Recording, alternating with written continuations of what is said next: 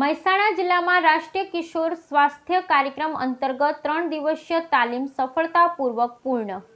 મહેસાણા જિલ્લામાં રાષ્ટ્રીય કિશોર સ્વાસ્થ્ય કાર્યક્રમ અંતર્ગત 3 દિવસીય તાલીમ સફળતાપૂર્વક પૂર્ણ. મહેસાણા જિલ્લામાં જિલ્લા વિકાસ અધિકારી ડોક્ટર જાસ્મીન હસરત અને જિલ્લા આરોગ્ય અધિકારી ડોક્ટર ભરત સોલંકીના માર્ગદર્શન હેઠળ રાષ્ટ્રીય કિશોર સ્વાસ્થ્ય કાર્યક્રમ અંતર્ગત 3 દિવસીય તાલીમ કાર્યક્રમ યોજાયો. આ કાર્યક્રમનો મુખ્ય ઉદ્દેશ્ય કિશોર વયના બાળકોના આરોગ્ય અને વિકાસને વધુ મજબૂત બનાવવાનો હતો. તાલીમમાં આરોગ્ય વિભાગના કર્મચારી, શિક્ષકો અને કિશોરો માટે કામ કરતા વિવિધ સંસ્થાના પ્રતિનિધિઓએ ભાગ લીધો. તાલીમ દરમિયાન કિશોરોના શારીરિક, માનસિક અને સામાજિક આરોગ્ય અંગે વિશેષ માર્ગદર્શન આપવામાં આવ્યું.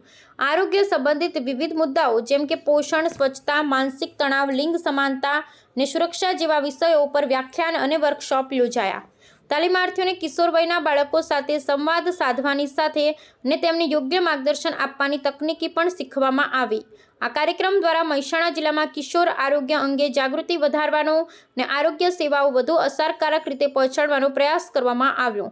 જિલ્લા આરોગ્ય વિભાગે જણાવ્યું કે આવનારા સમયમાં પણ આવી તાલીમો નિયમિત રીતે યોજવામાં આવશે, જેથી કિશોરોના સર્વાંગી વિકાસ માટે અનુકૂળ વાતાવરણ ઊભું કરી શકાય. સ્થાનિક સ્તરે આ કાર્યક્રમને ખૂબ જ સારો પ્રતિસાદ મળ્યો છે. તાલીમમાં ભાગ લેનારા કર્મચારી અને શિક્ષકોએ જણાવ્યું કે તેમને કિશોરોના આરોગ્ય માટે નવી માહિતી અને કાર્યપદ્ધતિઓ જાણવા મળી છે, જેનો ઉપયોગ તેઓ પોતાના વિસ્તારમાં અસરકારક રીતે કરી શકશે. જિલ્લા કક્ષાના જે અધિકારીઓ તૈયાર કરવાના છે ટીઓટી માટે, એમની આજરોજ અમે તાલીમ રાખેલ હતી.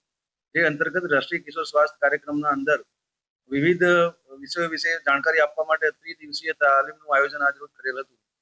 પૂરા જિલ્લામાં આરકેએસટી પ્રોગ્રામનું અમે અમલીકરણ કરી રહ્યા છીએ. એ અંતર્ગત જિલ્લા કક્ષાએ આજરોજ અલગ અલગ તાલુકામાંથી 30 કર્મચારી અધિકારીઓને બોલાવી અને એમને આજરોજ તાલીમ આપવાની શરૂ કરેલ છે. જે તાલીમ અમારી 3 દિવસ સુધી ચાલવાની છે.